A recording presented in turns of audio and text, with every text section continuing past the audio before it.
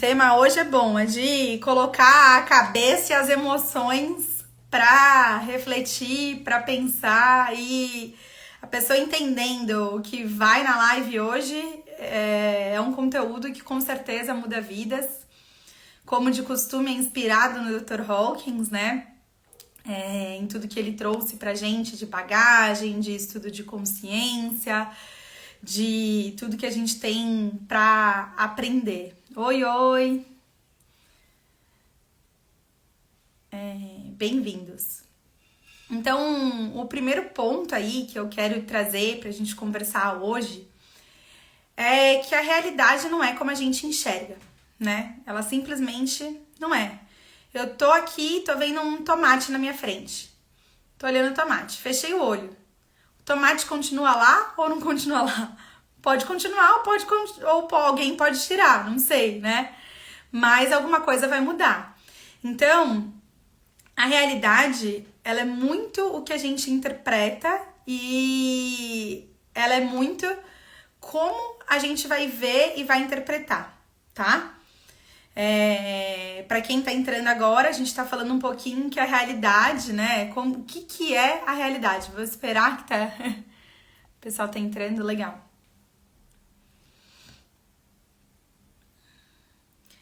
A realidade, a gente interpreta o que é. Então, nem sempre o que a gente entende que é real, né? Na ciência, quando eles olham e veem como o nosso olho funciona, o nosso olho pega pedacinhos da imagem e ele vai construir uma imagem maior. É por isso que a gente tem ilusão de ótica, é por isso que às vezes a gente enxerga uma coisa e não é. Então, a realidade, a gente tá o tempo inteiro lidando com ela e o tempo inteiro o que aconteceu, a gente interpreta e chega numa conclusão. Então, vamos supor, a gente saiu para tomar um sorvete junto. Eu escolhi um sabor, você escolheu outro. A minha experiência do meu sabor, do meu sorvete, do como eu vou tomar, como que ele vai cair, como que eu vou pegar com a pazinha, vai ser completamente diferente da sua experiência com sorvete. Eu bati o carro, você bateu o carro. Vão ser experiências totalmente diferentes.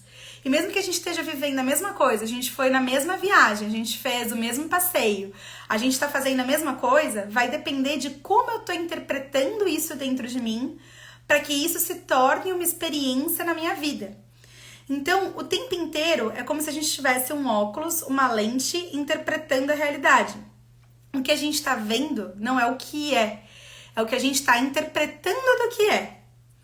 Tem até um ditado, né, de um sábio famoso indiano que ele fala assim: não tem por que querer mudar o mundo se o mundo que você vê nem existe. E é mais ou menos isso. Cada um vê o mundo do seu ponto de vista, com a sua realidade e com aquilo que está disponível para si.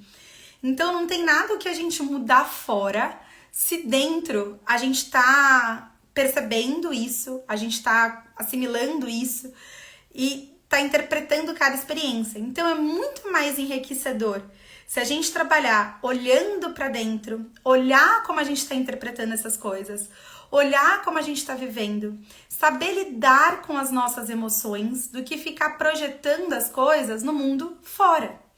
É completamente diferente, vocês percebem? É como se a gente está olhando a tela de um computador, ou, no nosso caso aqui agora, a tela de um celular. A gente está olhando a tela. Quando a gente olha e acredita que o que a gente está vendo é só o que a gente está vendo, é quase como se a gente achasse que a tela do celular não faz mais nada, é só aquela tela estática. Ou a tela do computador não faz mais nada, é só aquela tela estática.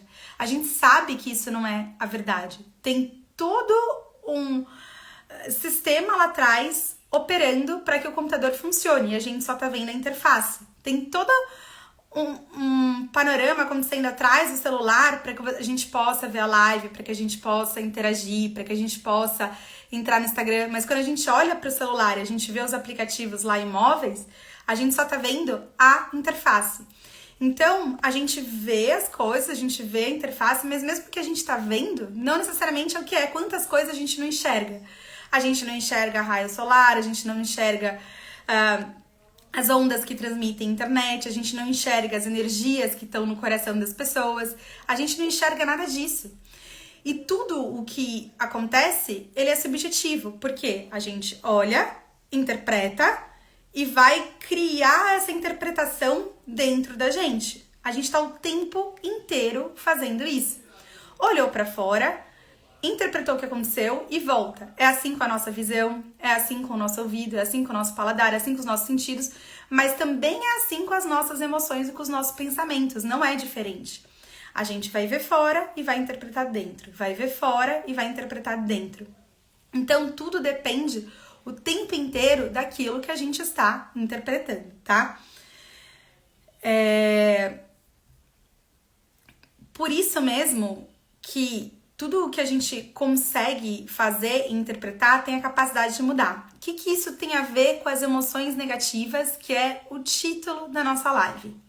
Bom, nós somos amor, nós somos filhos de Deus, nós somos seres do bem. E por que não parece isso? Por que tem gente que quer fazer guerra? Por que tem gente que mata? Por que tem gente que sacaneia o outro? Por que tem gente que mente? Por que tem gente que quer fazer todas essas coisas? Porque é como se tivessem nuvens em frente ao sol e a pessoa se identifica com essa nuvem e acha que essa nuvem. E às vezes nem reconhece que o sol existe, porque tá nublado e tá denso há tanto tempo que é como se o sol deixasse de existir, né? Igual aquelas pessoas que vão morar naqueles países que fica meses só dia e outros meses só noite. Imagina uma pessoa que tá num país desse há meses, meses e meses e meses só é noite e ela fala assim, nossa, eu acho que o sol nem existe mais. Mas não, a ciência existe, a gente sabe que o sol existe e que ele tá lá. E a verdade que eu vou revelar pra vocês hoje é essa. O amor de Deus, o amor está disponível para nós a todos os momentos. Ele é como um sol brilhando e ele tá o tempo inteiro lá. Por mais que a gente esteja com vontade de matar o outro, por mais que a gente esteja com raiva, por mais que a gente esteja sentindo culpa, o que quer que a gente esteja sentindo, a luz de Deus e o amor tá no fundo de tudo isso, disponível para nós, para que a gente possa se conectar com essas coisas positivas. Tá sempre lá, brilhando, não importa o que aconteça, tá? Então, eu vou entrar aqui um pouquinho em cada emoção para que a gente possa entender por que as emoções negativas são uma ilusão. Por que elas são uma ilusão? Porque elas acontecem quando eu acredito que eu sou a nuvem e não esse sol que é o amor de Deus por nós. E aí eu vou falar um pouquinho sobre cada uma das emoções para a gente entender e isso sair um pouco da teoria e a gente poder interpretar isso mais a fundo. Então vamos lá, eu tô sentindo vergonha. Vergonha é muito bom, é aquela sensação assim de não humano, né? Da gente querer esconder até o rosto, da gente negar quem a gente é, de negar tudo. E olha que coisa, a primeira sensação que Adão e Eva têm quando eles saem do Éden, qual que é? É justamente a vergonha. Vergonha de Deus por ter mordido a maçã, vergonha por ter pecado, vergonha por ter saído de si mesmo, vergonha de estarem ali nus, de querer esconder o corpo. Então a vergonha, ela é a emoção mais densa que a gente pode sentir como ser humano, porque é um negar do nosso estado de ser humano, do nosso estado de poder errar, do nosso estado de poder sentir emoções negativas. Há anos e anos e anos e anos e anos, a evolução vem com o nosso lado animal, com o nosso ego. Então, toda essa evolução que acontece com o nosso ego, né? Ela tá presente. Então, a gente tem o lado animal dentro da gente. A gente não pode negar. E a gente vai sentir essas emoções negativas, sim. E com frequência. Mas a questão é a gente entender que a gente não é essa emoção. A gente é o amor. A gente tá temporariamente sentindo uma nuvem, que é essa emoção. E vivenciando isso. Mas a gente é amor e a gente pode voltar para esse estado. Então, se eu tô num estado de vergonha, de querer esconder quem eu sou, de querer esconder minha cara, a emoção que eu mais vivo o tempo inteiro é a humilhação. Eu me sinto humilhado pelos outros. Ai, você viu como fulano falou comigo? Você viu que não me respondeu? Você viu que não sei o quê? É como se o tempo todo os outros estivessem me humilhando. É uma sensação de humilhação. E a pessoa sente que no processo da vida é como se ela estivesse sempre sendo eliminada. Ah, mas essa pessoa eu não quero, né? Ela não é tão legal, não vou chamar pra minha festa, putz, não vai fazer parte da batatinha do trabalho, não vai... Então, ela tem sempre essa sensação de que tá sendo excluída e eliminada. E, de fato, Isso acontece pela forma, pela lente que ela está interpretando e vendo o mundo. E aí ela tem uma visão de vida que a vida é o quê? Que a vida é miserável, que a vida é sofrida, que é tudo difícil. E Deus se torna um cara desprezível. O que eu vou fazer com um Deus desse que cria um mundo onde a vida é miserável, onde eu sou humilhado o tempo inteiro, onde eu não estou incluída em nada?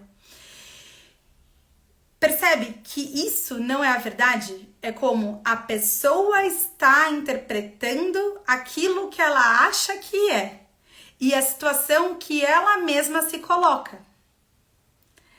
E isso é tão poderoso que quando a pessoa ela muda o nível dela de consciência, vai cair a taxa de desemprego, a taxa de pobreza, a taxa de criminalidade. Uma pessoa que vive em vergonha, em culpa, em apatia, em tristeza, a chance de desemprego é 97%, a chance de pobreza é 65%. E de cometer algum tipo de delito, mesmo que pequeno, é 98%. Porque a pessoa está o tempo inteiro interpretando o mundo e usando uma lente de coisas extremamente densas. Então, quando eu olho para o próximo estado, né, que é a culpa, a pessoa, eu até fiz o post sobre isso, né? A pessoa fica se culpando. Por quê? Tem a impressão de que se eu não me culpar pelo que eu fiz errado, eu não vou parar de fazer. Então, eu preciso me culpar. Aí a pessoa vai e fica se culpando, não, eu fiz errado, não sei o quê, e fica se martirizando dentro de si, eu não podia ter feito isso, eu não podia ter sido grosso com essa pessoa desse jeito, ou não podia ter cometido isso com outra pessoa, e fica remoendo aquilo, remoendo aquilo, remoendo aquilo.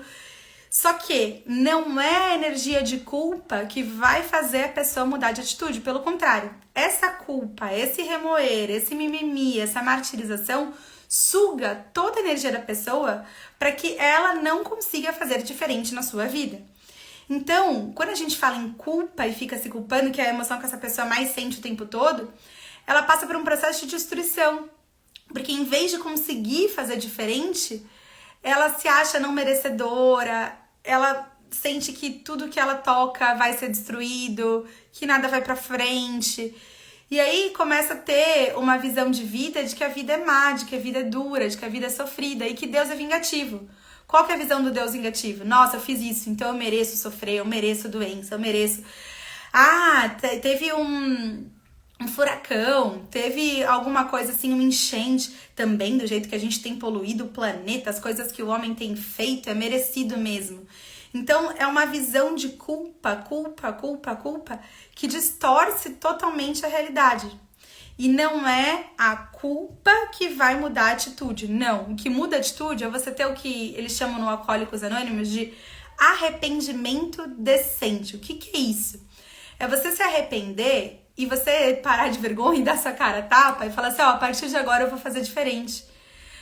Putz, eu costumava chegar atrasada no trabalho, não precisa falar pro seu chefe, ó, todos os dias eu roubava 5 minutinhos. Não, mas a partir de hoje eu vou não roubar esses 5 minutinhos. Eu vou me dedicar e vou chegar lá no horário e vou fazer diferente. Eu sempre fofocava com as minhas amigas sobre as outras amigas quando elas não estavam. Putz, que eu ia descobrir como isso me fazia mal, como isso era ruim, como isso afetava a nossa amizade. Para de fazer daqui pra frente. Esse é o arrependimento decente, é quando você olha as coisas que eu tava fazendo, eu olho as coisas que eu tava fazendo, percebo o que você tá fazendo, e aí começa a escolher diferente daqui pra frente. É sobre isso, é sobre conseguir observar o que a gente faz, que a gente vai fazer coisas que não são legais, obviamente, porque a gente tem também o lado animal, assim como a gente tem o sol brilhando e a consciência de Deus e o amor dentro de nós o tempo inteiro, o nosso lado animal também não dá pra desligar, ele tá lá o tempo inteiro, o tempo inteiro, o tempo inteiro. E esse animal, ele vai estar fazendo tudo o que ele quer e o que ele tem vontade. E não é só a gente que tem um animal, não é só, eu pensei que eu quero ser a primeira da fila. Todo mundo pensou que quer ser o primeiro da fila, porque é assim que as coisas funcionam.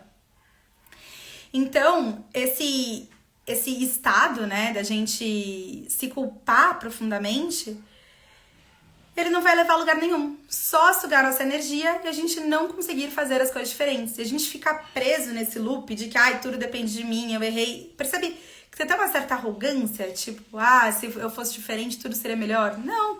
É questão do observar E realmente, se você fosse diferente por um lado, tudo seria melhor para você mesmo, porque você estaria interpretando as mesmas situações de um jeito diferente, né? Você, eu digo qualquer pessoa, não que a gente tá nesse nível de consciência, mas todos nós já sentimos vergonha, eu já senti pelo menos vergonha, culpa, ódio, tristeza, todas essas coisas que a gente tá trabalhando aqui hoje. Então, quando a gente fala em apatia, né? O que é essa sensação de apatia? De não ter energia pra nada, de não querer se movimentar, de estar parado o tempo inteiro. E a emoção que essa pessoa mais sente é um desespero interno, que às vezes dá até vontade, assim, de tirar a vida, de não se mexer, de não, sabe, não querer fazer nada. E é uma falta de esperança, é uma coisa assim. E aí, o processo que ela passa de se sentir abandonada. E a visão de vida também é uma vida que tá nesse modo de desespero o tempo inteiro. E um Deus como condenador. Tá vendo tudo que você fez? Você merece ser condenado. Você não merece ser feliz. E olha só, mesmo essa energia de paralisar a gente, de ficar numa apatia total, ela já é um nível que tem um pouco mais de energia do que a culpa. Pra vocês verem como a culpa e a vergonha não tem energia nenhuma. A apatia, né? Ela é uma emoção que vem do nosso estado interno. Tem uma passagem no livro do Cura e Recuperação que eu gosto muito, que ela fala o seguinte: era uma senhora, ela recebeu uma mensagem no telegrama que o filho dela tinha morrido na guerra. E ela ficou assim, nesse estado total de apatia. Ela ficava o dia inteiro se balançando na cadeira de balanço dela e olhando para a janela com aquele olhar vazio, como se o mundo tivesse, assim, acabado. E aí os filhos dela, né, fazem de tudo para tentar dar comida, para chamar a atenção dela, para tirar ela desse estado e nada. E assim se passa uma semana, e ela se balançando e olhando para o vazio, nessa sensação de apatia, nesse desespero, nessa angústia. E essa família recebe um telegrama, que quem faleceu não foi o filho dela, mas foi uma pessoa com o mesmo nome, foi um homônimo. E aí os filhos vão todos felizes, os irmãos, né? Falar pra mãe: nossa, mãe, você não tá entendendo, ele não morreu, tal. Crente que a mãe ia levantar da cadeira e voltar a ser quem ela era. Só que ela continua sentada, se balançando e olhando pro nada. Por quê? Porque ela já entrou nessa energia, então é muito difícil de sair. Só que essa energia é uma ilusão de como ela tá interpretando as coisas, da lente que ela tá usando, do como ela tá vendo esse mundo. É a lente que ela colocou naquele momento de, nossa, que desespero, por que tem guerra, por que os filhos morrem, E aí vai entrando naquele desespero, naquele estado interno, naquela angústia, e não consegue sair desse estado para algo maior. Porque o que você tá vivendo naquele momento é uma ilusão de um estado interno onde não tem esperança, onde não tem um propósito em você dar a sua vida por uma nação, onde não tem um propósito maior a ser considerado ali. Então, é uma sensação de desespero muito grande, mas que não é a realidade. A realidade era que o filho dela estava vivo e bem, mas ela não conseguia sair desse estado. E assim o tempo inteiro. Quando a gente libera essas emoções, é muito difícil da gente conseguir voltar para o centro, da gente conseguir se conectar com esse estado de amor, da gente ficar bem com a gente mesmo e estar bem. Fica muito, muito, muito, muito difícil realmente. O próximo estado é um estado de tristeza, onde a emoção que a pessoa mais sente é arrependimento. E vive um processo sempre de depressão, de também, né, ter um pouco dessa sensação de querer ficar apático, de querer ficar na cama, e tem uma visão da vida de que a vida é trágica. Mas por que esse processo tem mais energia do que o de apatia? Pelo menos a pessoa tem energia pra chorar, pelo menos ela tem energia pra botar pra fora, pelo menos ela tem energia pra conseguir alguma coisa ali. E nessa visão de mundo, é como se Deus fosse desdenhoso, né? Que essas visões que a gente fala, tá vendo? Fez isso, olha só, como se Deus quisesse castigar como um ser humano. E não entende que Deus é amor o tempo inteiro e que o amor de Deus está disponível pra gente o tempo inteiro. Então a pessoa deixa de se conectar com a realidade dela, onde ela tem uma vida, onde ela tem um corpo, onde ela pode fazer várias coisas e realizar, onde ela pode ver o sol brilhar todos os dias, onde ela pode caminhar ao ar livre, né? Pelo menos a maioria de nós que não está preso. Onde ela pode fazer tudo isso, mas ela prefere ficar num estado interno de sofrimento. E às vezes não sair, às vezes não fazer nada, acreditando que aquela é a realidade para ela. Gente, significa que não tem que tomar remédio, significa que não tem que ter acompanhamento médico? Nada disso, gente. Tem que ter, precisa ter. O que eu quero que vocês entendam é que o estado de depressão não precisa ser a realidade daquela pessoa. Embora a emoção que ela tá vivendo naquele momento é uma ilusão de que você tem que passar uma vida inteira numa depressão. Você pode sim buscar um médico, você pode sim tomar remédio, você pode sim sair para caminhar ao ar livre, você pode sim beber uma água, você pode sim se conectar, assistir conteúdos que vão melhorar o seu humor, assistir uma comédia, você pode dar risada. Então, é sobre perceber que essa conexão profunda nesses estados de sofrimento é uma ilusão que a gente mesmo se coloca. A gente mesmo se coloca nesses buracos. E a gente mesmo fica acreditando que aquilo é a verdade da nossa vida, quando não é. Quando a gente fala em medo, essa é uma frase clássica do Dr. Hawkins que buga a cabeça de todas as pessoas. Que ele fala: todo medo é uma ilusão. Todo medo é uma ilusão. Todo medo é uma ilusão. Todo medo é uma ilusão. E essa frase sempre resgata, porque você tá ali com medo, ok. Mas normalmente a gente tá com medo de coisas que ainda nem aconteceram. Pode vir a acontecer, né? Eu tô com medo de falir. Eu tô com medo de atravessar a rua e ser atropelado. Só que observe, esse de atravessar a rua é muito legal, porque meu filho, ele tem 2 anos. Quando a gente falou tanto de que, cuidado, onde tem carro, você não pode ir e tal. Quando ele vai num lugar que tem carro e tem que atravessar, eu vejo que ele fica tenso, ele fica com um certo medo. E aí eu falo: não, filho, tá tudo bem, mas tem que dar a mão pra mamãe, tem que dar a mão pro papai, tem que dar a mão pra vovó. Só que ele fica apreensivo, porque ele sabe que é o único lugar que ele não tem autoridade ali de ficar sozinho com um adulto por perto, que ele tem que dar a mão e tudo mais. Isso gera uma certa tensão nele. Qual que é o problema? A gente acreditar que é o medo que vai fazer ele atravessar a rua seguro. A gente que já tem total capacidade de olhar para os 2 lados e ver qual que é o momento propício de atravessar a rua e atravessar a rua em segurança, não é um medo que vai garantir nossa travessia em segurança. É o quê? É a nossa capacidade racional, é o ambiente, né? É até a presença de Deus garantindo a integridade da nossa vida. Então, não é a emoção negativa que vai fazer com que a gente dê certo. Se eu não tiver medo de falir, se eu não tiver medo de não ter dinheiro na aposentadoria, não vou juntar dinheiro da aposentadoria. Não tem nada a ver. Você pode não ter medo, mas ser uma pessoa lógica, mas ser uma pessoa planejada, ser uma pessoa inteligente e juntar dinheiro mesmo assim. A energia do medo até te atrapalha, porque aí te gera uma tensão, gera uma energia e esses padrões de energia todos, né, que no começo da live a gente falou lá sobre não enxergar a realidade como é, elas ficam acontecendo, né? No campo onde a gente está vivendo. O campo, o ambiente, o meio. E aí, dentro desse campo que a gente está passando por essas condições, né? Recebendo mensagem aqui. Que a gente está passando por essas condições no campo de medo que a gente tem, não é isso que vai fazer com que a gente chegue onde a gente quer. E se a gente tiver essa energia do campo, é mais provável que a gente atraia essas coisas ruins pra gente do que se a gente não tiver. Uma pessoa que fica: meu Deus, eu tenho medo de falir, eu tenho medo de não sei o que, eu tenho medo de não sei o que lá. É mais provável que ela entre em falência do que uma pessoa que não tem esse medo. Uma pessoa que, eu tenho medo de ser traída, eu tenho medo de sair com alguém e a pessoa não gostar de mim, eu tenho medo de me identificar com o outro. Quando a gente tem esses medos, é como se a gente atraísse esse tipo de coisa pra nossa vida. Mulheres que têm medo de ser traída tem uma tendência maior de atrair caras que traem. Isso é verdade. Então, quando a gente se liberta desse medo, a gente não tá fazendo... não tá perdendo nada, a gente só tá ganhando. Por isso que o medo é uma ilusão que a gente se coloca e ele não leva a gente a lugar nenhum.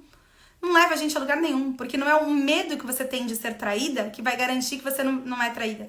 Quanto mais neurótica a mulher, eu vou instalar aqui coisa pra seguir meu marido, vou entrar no Instagram dele, vou ver conversa, vou não sei o que, vou nananã, vou nananã.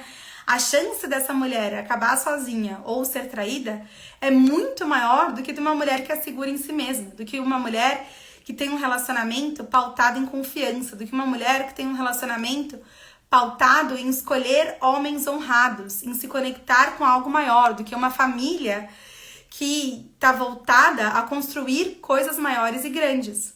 Então, gente, o medo é uma ilusão que só atrapalha. E a gente se libertar dessas emoções negativas, a gente não tá perdendo nada, a gente só tá ganhando. Toda vez que a gente se liberta, a gente tá ganhando. Não é o medo que vai proteger a gente do que as coisas acontecem. Pelo contrário, o medo tende a atrair aquilo que a gente não quer. Então, a gente se libertar do medo só traz vantagem para nossa vida, né? E essa própria visão do medo também é uma visão de um Deus punitivo. Também é uma visão de vida onde a vida é ameaçadora, onde tudo pode acontecer, onde várias coisas ruins podem acontecer o tempo todo. Ai, mas eu posso sair da minha casa e posso ser atropelado na porta, pode levar um tiro. Ai, eu vou fazer não sei o que, vou me proteger, vou andar com bolsa falsa no carro, sabe aquelas coisas assim? Ok, aqui no Brasil a gente até tem um contexto onde a bolsa falsa no carro pode ser útil. Mas se você tá levando por medo, a chance de atrair aquilo é muito maior. Então, quando a gente se liberta do medo, a gente ainda pode se proteger, a gente ainda pode ter um carro blindado, a gente ainda pode andar com uma bolsa falsa no carro. Só que, por a gente não estar conectado nessa energia, nesse desgaste, não estar sofrendo por antecipação, é como se a gente tivesse uma libertação dessa energia. A gente não está perdendo nada ao se libertar da ilusão de sentir medo. Da mesma forma, o desejo. Às vezes a gente quer muito, muito, muito, muito alguma coisa. E a gente acha que é esse querer que vai atrair essa coisa para nossa vida. Ah, eu já vi... Boa pergunta, Alexandra, gostei. Ela falou aqui, né, que às vezes tem essa percepção de que o medo é ruim, né, e não serve pra nada, faz a gente ter medo do medo de não conseguir eliminar o medo. Excelente, gostei.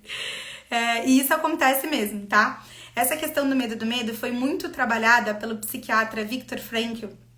Ele é um cara que ele viveu o Holocausto, gente. E perdeu a esposa, perdeu os pais. E no meio ele num campo de concentração, ele conseguiu sentir um estado amoroso profundo, um estado de conexão profundo, mesmo no meio de um campo de concentração. Ele não sentia isso o tempo inteiro, mas ele conseguiu entender o que era essa sensação. Ele conseguiu entender o que era a pessoa fazer coisas com você humilhantes e você não se sentir humilhado. E aí que vem essa base de que toda emoção negativa é uma ilusão. E aí o que ele falou, né? Ele conta uma história que eu gosto bastante. Era um menino que era gago. E na Europa, quando a gente pega trem, a gente compra o ticket e não precisa passar em catraca nada. Você compra o seu ticket e você entra com ele no trem. E aí vem passando um fiscal e ele vai vendo se você tá com o ticket ou não. E aí esse cara comprou o ticket errado, só até uma perna, e ele acabou indo até uma perna mais longe e o fiscal parou ele. Ele falou assim, bom, na hora que o fiscal vê que eu sou gago, ele vai ficar com pena e não vai me aplicar a multa. E aí quando ele abriu a boca para se explicar pro fiscal o que aconteceu, esse cara começou a falar normal, porque foi a primeira vez na vida dele que ele não queria ser gago. Então, o único jeito da gente se libertar desse medo, né, como você falou, é com Deus, mas a gente aceitando que a gente é humano e permitindo que o medo venha, né? E essa técnica é muito poderosa. Eu já trabalhei até com alunos com princípios, né, com transtornos mais avançados, como borderline. E essa técnica de você se permitir surtar, né, o que a gente faz? Ah, eu vou surtar agora, vou falar um monte pra essa pessoa, vou começar a chorar, vou causar. E aí, quando você se fala dentro do seu cérebro, antes de colocar isso pra fora, não, você vai ver só, eu vou dar o maior surto que você já viu. Automaticamente o nosso lado animal acalma, o nosso ego acalma e a pessoa consegue viver normal e voltar pro centro. Então, o se permitir ter medo, se permitir sentir a tristeza, se permitir sentir apatia, se permitir sentir culpa, se permitir sentir vergonha, que são emoções que vão vir, é extremamente importante. Porque quando a gente se permite e não fica fugindo do que tem que fugir, a gente se liberta. A iluminação, que é o estado de se tornar um com Deus, de abrir mão desse lado animal, né? Que a iluminação plena só aconteceu com Jesus e Buda, grandes seres. É um estado onde essas emoções param de existir, mas isso não está disponível para nós humanos. A gente vai ter sim essas emoções, a gente vai ter sim. Só que a gente saber que elas são ilusórias e saber que elas não são quem a gente é, porque na verdade a gente é filho de Deus, a gente é um ser de luz, a gente é um ser que permite que o sol brilhe, isso ajuda a gente nesse processo de correr atrás daquilo que a gente precisa. Buscar um médico, ir no psiquiatra, tomar remédio, fazer psicanálise, ter um mentor. Esse é o tipo de energia que vai ajudar a gente, porque o problema é quando você acredita que aquilo é verdade. Ah, eu não tenho autoestima, eu me acho horrível, eu me acho gorda, eu me acho feia, eu me acho aquilo. E você vai acreditando que aquilo é verdade? É verdade, é verdade, é verdade, é verdade, é verdade. E às vezes chega num caso até de anorexia. A pessoa tá assim, pele e osso, mas na cabeça dela ela tá achando que é gorda. Então, o que eu quero trazer aqui com essa live hoje? Não é que é errado sentir esses sentimentos ou que a gente não pode permitir que eles se manifestem. Eles vão se manifestar porque a gente é humano. E o ideal é permitir que eles se manifestem, sim. O que eu quero com isso é que a gente saiba que essa não é a verdade e que a gente possa escolher uma verdade maior de serviço a Deus, uma verdade maior de viver em um estado de amor. Porque essa é a nossa verdade. Nós somos seres amorosos, nós somos seres inspirados por um Criador, nós somos seres inspirados por algo maior. Então, a gente como ser humano, a gente só tem a crescer e sendo quem a gente é. E viver essas emoções negativas, entrando num loop onde a gente chega a acreditar que a gente é aquilo, isso é uma ilusão, porque a gente não é aquilo. A gente pode se libertar de emoções negativas o tempo inteiro. Vamos para a raiva agora, né? Quando a gente sente raiva, e a raiva é uma energia que realmente pode fazer muita coisa acontecer, né? Guerras, um monte de coisa pode manifestar, centenas, milhares de pessoas em manifestações, protestos, em coisas bem agressivas mesmo, né? Que ofendem o outro. Essa energia da raiva é como se a pessoa visse o mundo com cobiça, querendo que as coisas fossem diferentes, sempre desejando mais, sempre querendo que as coisas fossem mais para poder servir a ela mesma. E ela vive num processo de escravidão, de estar sempre com essa sensação interna, com essa angústia, de querer projetar nos outros, de ter uma vida difícil. E a visão que ela tem na vida é que tá tudo desapontando ela o tempo todo. Tudo é motivo para ficar irritado, tudo é motivo para sair do centro, tudo é motivo para surtar. E aí tem uma visão de Deus, né, de que ele é um cara irado, de que tudo ele também fica raivoso, ele também surta. E essa visão de Deus, de raiva, obviamente não é Deus, é uma visão projetada que é uma ilusão. O estado de raiva é um estado ilusório, de querer que as coisas fossem diferentes do que são, de querer que tudo que acontece fosse do nosso jeito. Tem uma monja tibetana que eu frequento, que ela é muito querida, e ela sempre fala e bate nessa frase, né? As coisas são como são e não como eu quero que sejam. As coisas são como são e não como eu quero que sejam. Então, toda vez que a gente quer forçar a realidade para ser aquilo que a gente é, isso não leva a lugar nenhum. Isso, sim, é uma ilusão. Então, o estado de raiva, que é um querer projetar a força para fazer as coisas do meu jeito, é uma ilusão de não aceitar a realidade como ela é. Faz sentido? Isso mesmo, Lu. A raiva tem muito de inveja. A principal emoção na tabela de consciência de quem vive no estado de consciência de raiva é a cobiça. É uma inveja da situação que os outros estão vivendo, uma inveja de como é a vida de cada um. E querer muito que as coisas sejam do nosso jeito, né? E por fim, o orgulho. O orgulho é uma emoção que eu gosto muito de falar porque tem uma conotação positiva. Ai, que orgulho de onde você chegou. Ai, que orgulho de você ser quem você é. Ai, que orgulho de tal coisa. Ok. Mas o orgulho, percebe que ele é projetar a nossa fé, a nossa importância como humano num status, num cargo, em ganhar uma competição, em fazer alguma coisa, em chegar em algum lugar, em ser quem é. E aí, se você perde isso, você vai direto lá pro fundo na vergonha. Então, o orgulho, ele é uma sensação de desprezo das outras pessoas, é uma sensação de inflação, eu que fiz, eu que consegui, eu que cheguei onde eu cheguei porque eu sou muito bom. É uma visão de vida muito exigente, isso aqui tem que ser assim, isso aqui tem que ser assado, de querer controlar tudo. Inclusive, o perfeccionismo tá nessa ideia de orgulho. Quero fazer isso aqui, assim, tem que ser perfeito, é um não aceitar da nossa humanidade, querer uma perfeição que não existe. E para quem tá no estado de orgulho, a visão de Deus é indiferente, porque tanto faz, tanto fez se existe um Deus, quem tá fazendo as coisas acontecerem sou eu. E essa é mais uma ilusão. Porque tudo acontece com uma sincronicidade gigantesca de fatores, milhares e milhares e milhares e milhares e milhares e milhares e milhares, infinitos fatores acontecendo ao mesmo tempo, para que qualquer coisa se manifeste. A poeira que cai na nossa casa vem de décadas, aconteceu um furacão do outro lado do mundo, isso tem influência na poeira que vai estar na nossa casa, como que vai estar o tempo, como que foi construída a casa, milhares de anos. Então assim, são tantos e tantos e tantos, tantos, tantos fatores para uma poeirinha cair do céu que é inimaginável. Então tudo que acontece tem tantos fatores envolvidos que nunca depende só da gente. É claro, a nossa intenção vai desdobrar coisas melhores na nossa vida, a nossa postura vai melhorar a nossa vida, obviamente. Mas não é sozinho, não é o eu que agiu. É o que a gente fala que é o campo agindo. É o que eu escolho me conectar, a egrégora que eu escolho me conectar, as pessoas que eu escolho me conectar, vão me ajudar a galgar coisas maiores. Então, acreditar que tudo acontece com um reflexo do eu, porque eu fiz, eu aconteci, eu corri atrás e eu sozinho resolvi tudo, é uma completa ilusão. O orgulho é uma ilusão. É um não perceber, né? O quanto tudo tá interagindo sincronicamente, harmonicamente para que as coisas aconteçam. Ah, é uma flor que vai, é uma semente que vai virar flor.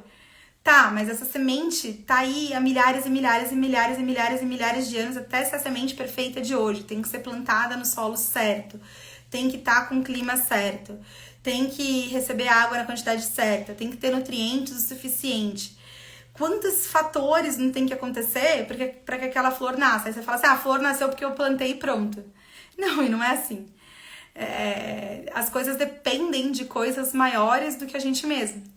E isso, gente, é uma chave muito poderosa na hora de encontrar alguém. Porque se a gente fica achando que encontrar alguém legal quando a gente tá solteiro vai depender só da nossa energia, a gente entra naquela energia de caça, de desespero, de querer ir atrás, de querer entrar no aplicativo, conhecer esse, conhecer aquele, perguntar se as pessoas não tem ninguém para apresentar pra gente. E é essa confusão toda. E quando a gente entende que quando eu olho pra dentro, eu me desenvolvo, eu vou crescendo, as coisas acontecem naturalmente, a gente atrai as pessoas espontaneamente por quem a gente é.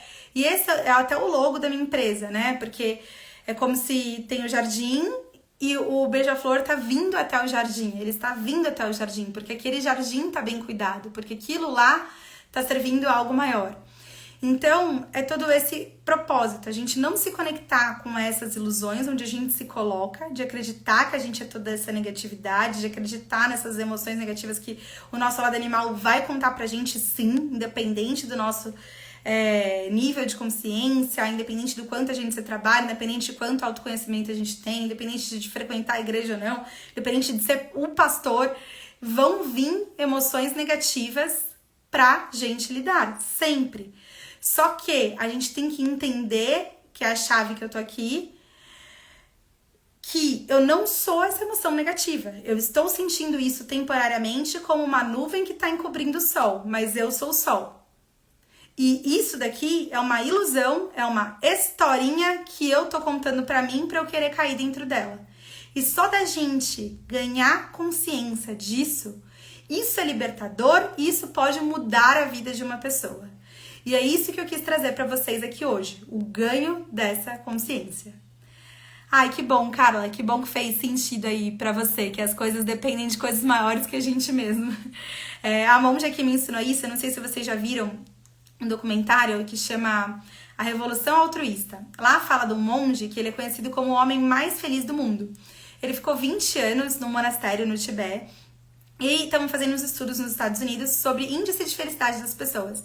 E estavam medindo, aí colocaram lá os eletrodos na cabeça do cara, fizeram um exame, e quando deu o cérebro dele, os caras falaram, nossa, essa máquina aqui tá com defeito, não é possível. E aí viram que o cara, ele era extremamente feliz. Dava assim o resultado achando até que a máquina tava com defeito, que não era possível alguém ser tão feliz assim. E aí ele traz muitas aulas, ele traz muitas coisas sobre a gente conseguir esse estado interno dentro de nós, né? E não fora, não com a casa que eu vou comprar, com o casamento que eu vou ter, não, mas realmente olhando pra dentro e se trabalhando, né? E quem me ensinou essa frase de que as coisas não são como são, elas são como... não são como eu quero que seja, elas são como são, foi uma monja que foi nesse mesmo monastério no Tibete. E ela sempre bate nessa frase. Ela ficou lá 3 anos, onde esse cara ficou 20 anos. As coisas são como são e não como eu quero que seja. Então, gente, levem isso pra vocês, né? A gente não controla tudo, as coisas vão se desdobrar como é. E se a gente estiver preso em emoção negativa, é a gente contando historinha que é mentirosa pra gente mesmo, que é uma ilusão. Dá pra sair dessa emoção, dá pra conversar com Deus. E é saindo dessas emoções que as soluções para que a gente possa executar e fazer as coisas começam a acontecer na prática. Porque quando a gente está gastando toda a nossa energia em ficar lá sofrendo e sentindo essas emoções, a gente não consegue resolver as coisas que a gente tem que resolver no nosso dia a dia, no mundo atual. Certo?